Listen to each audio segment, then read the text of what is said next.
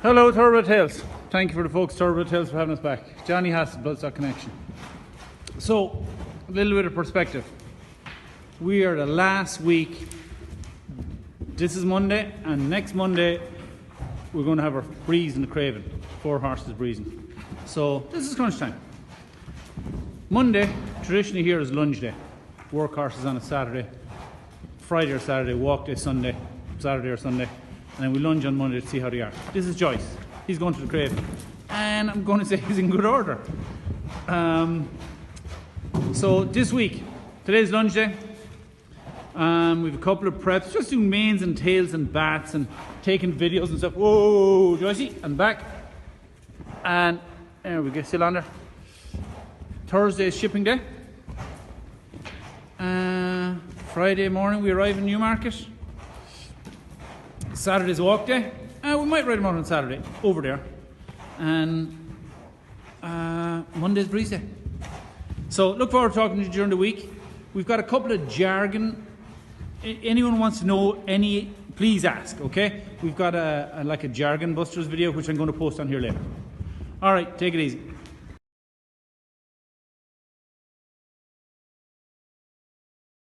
Okay, so jargon. We've been asked to do a couple of videos on jargon. We use a lot of words in this industry that, so we're so used to listening to them, it seems like they're self-explanatory, but they're not. So, a breeze. Human has 2 legs and 2 gaits, walk and run. A horse has 4 gaits. They have a walk, a trot, like a lope or a hack or a canter, and a breeze or a gallop or fast work or a work. So in most training hours, be it a breeze up or a trainer, a horse works once, sometimes twice, depending on the trainer, but they work at least once a week if they're in full training. And so that's a breeze or a work day or a gallop day or fast work. Okay, so that's what a breeze is.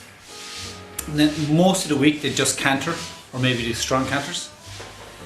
And we often have a jog day. It's more common in America than here, but it's not that common for a trainer to give a horse a jog day in Europe. And they have a walk day or an easy day. So, and then a breeze up sale is where we bring like 200 horses to Newmarket or Deauville or Doncaster, and we breeze them as fast as they can go for almost 3 furlongs. And people time them and watch them and bet them. And if you're the fastest horse in the sale, you make a lot of money. If you're the slowest horse in the sale, you generally won't make a lot of money. So that's breezing.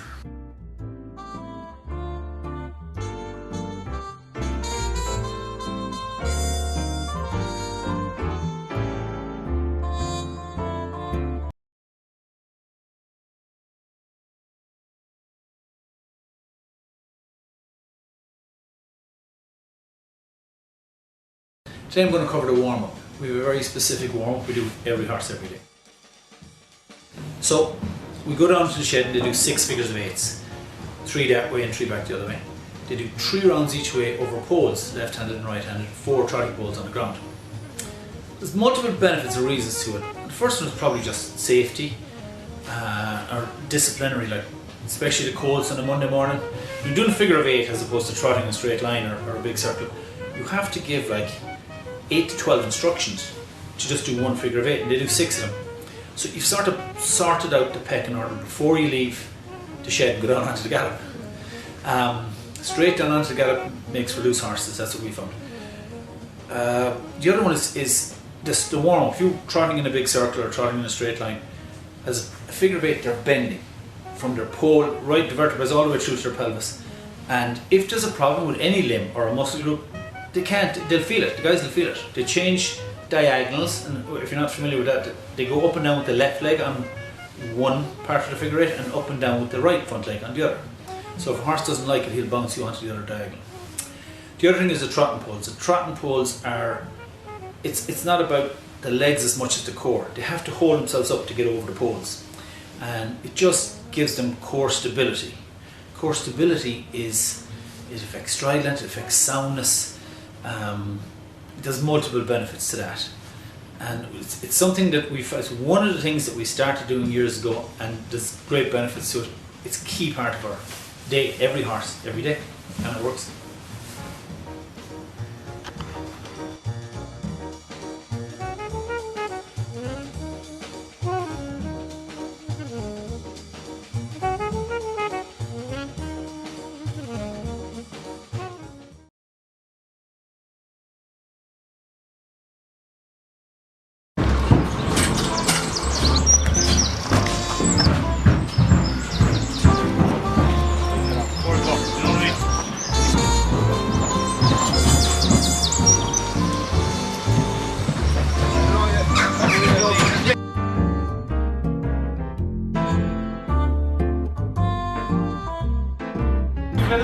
horses all together.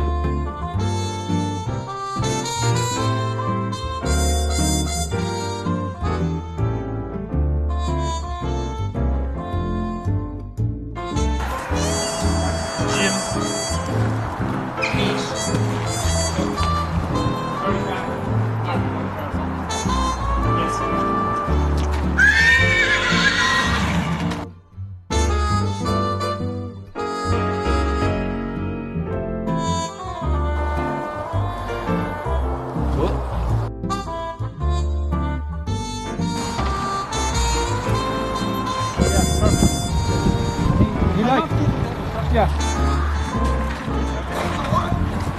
You look the things. Yeah. You look in front. What happened? He just stays galloping.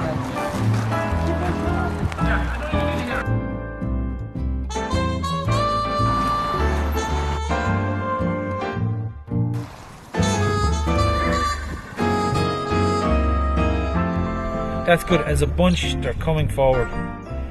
It's in front of you. It's important to just go what's in front of you. What the horse is telling you. They're not ready to breeze today, or they're ready to breeze again.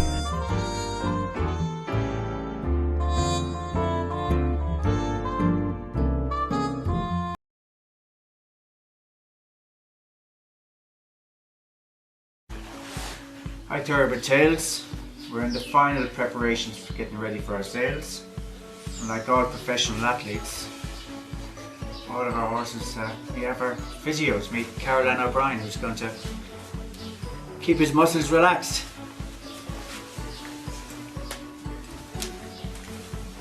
This is a huge part of everything we do with them because we work them hard, but we...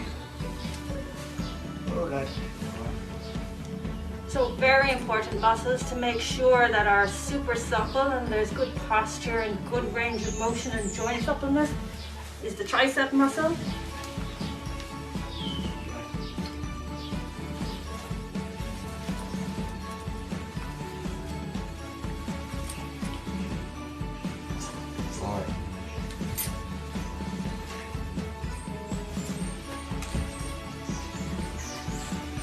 We'd all feel good after that.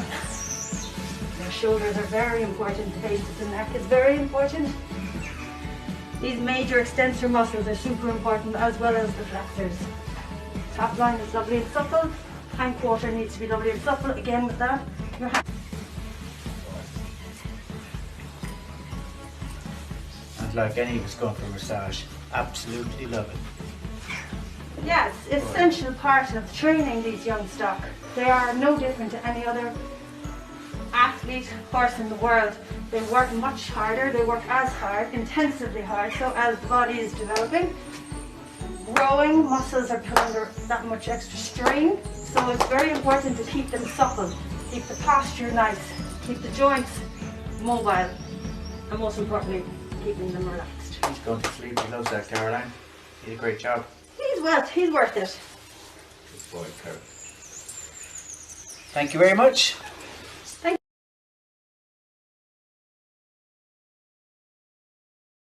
you.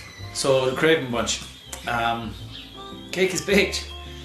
We have 4 going. They're ready. They've done the last bit of work. We lunged it yesterday. They're all in great order.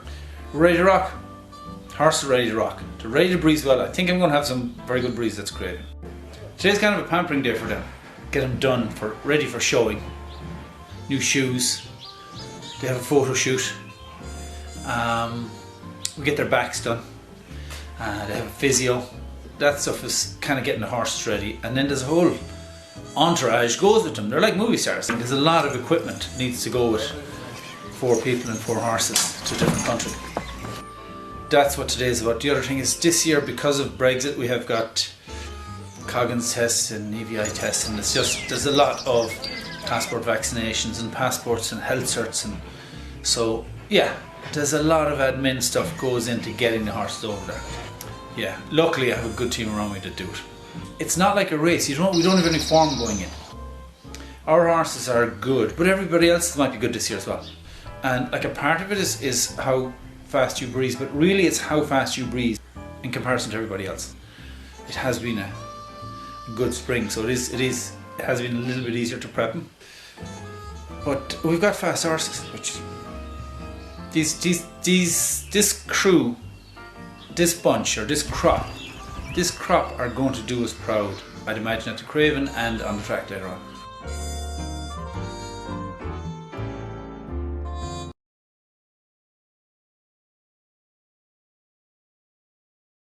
John Hines sent in a really good question yesterday, and I'm going to answer that in this video.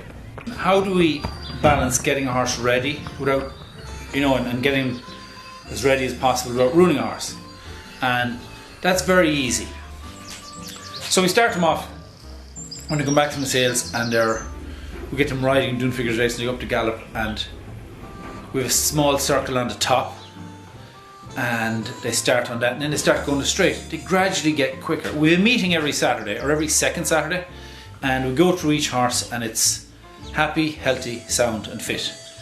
And fit in January would mean they can do 2 canters, and fit in February means they can do a canter and a strong canter. But there's never a day where we go, right, let's work hard today.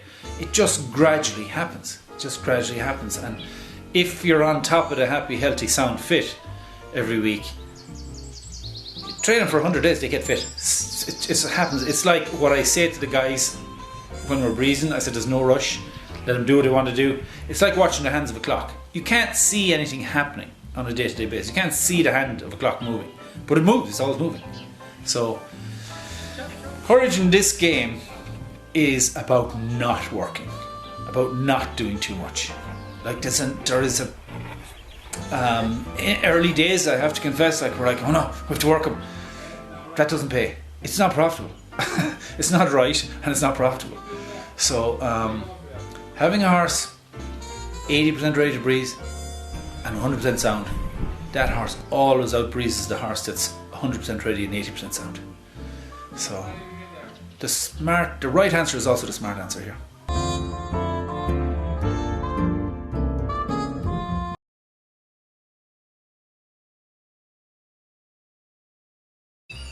So 2 types of horses make it into the early sales. Either horses are just early precocious by their pedigree, early fast 2-year-olds, and the other one is horses that are good. The Ascot sale, you saw it a lot, like they were maybe cheaper horses and people sent them there because they were early. Sometimes they weren't early, they were just good. A good horse, a real good sound horse is going to be a good race horse. If a horse has done 5 or 6 bits of work and he's in the top 20% of his cohort at the sales, he's probably a very good horse this time.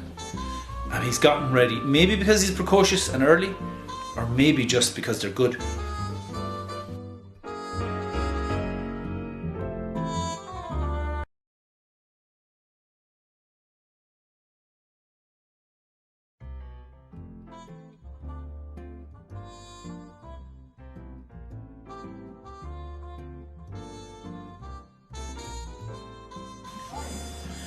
Okay, hi Turbid Tails.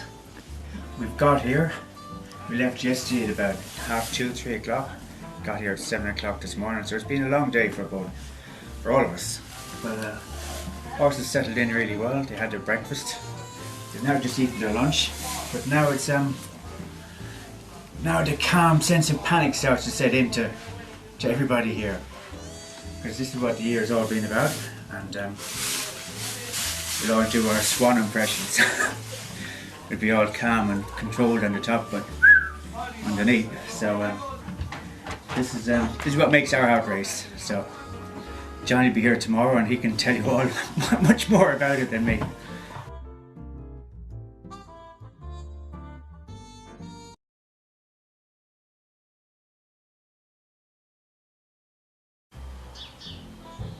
They come along sort of organically, and some horses step up and you have to play it. We have a plan in our mind starting out, right? And it's important to have that plan when you're buying him. I'll buy him because I'm going to breeze him here. But it's also important to ignore it and look at the horses in front of you. And I found that very successful. So, for example, our Craven horses, we had a Caravaggio filly that we'd planned to send to one of the later sales, one of the lesser sales, and she just kept improving. So we changed her up as the year went on. We have a wild card in there, Twilight Suncoat, that just went up, Yorkie. He's just a gorgeous horse and he just kept improving every workday. We have a Havana Gold, Emma. She's just gorgeous, maybe the best moving horse we have. Joyce is kind of a favourite of mine. He's just always been really, really quick, even though he's by Ulysses, who's by Galileo. Yeah, I'm happy with this bunch. Sometimes you can mistake early horses. You can say, I'll put this in this sale because they're early. Maybe they're early, or maybe they're just good and they're taking it easy. You know what I mean? They're doing their work easily and nothing is a problem to them. Craven horses are maybe early. They're either early or they're good.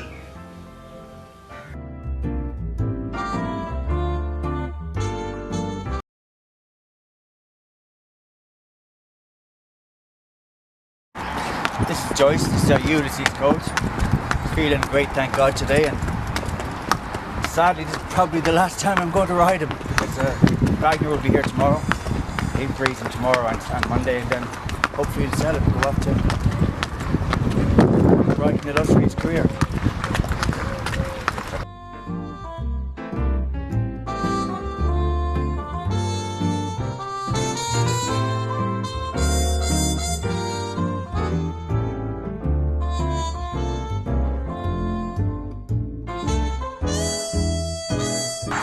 Yorkie, my Twilight Sun horse, and that's the 4 of them ridden today, so for me it's the last time I'll ride them. Wagner will ride them tomorrow and the next day, but I'll enjoy watching them go onwards and upwards in their careers.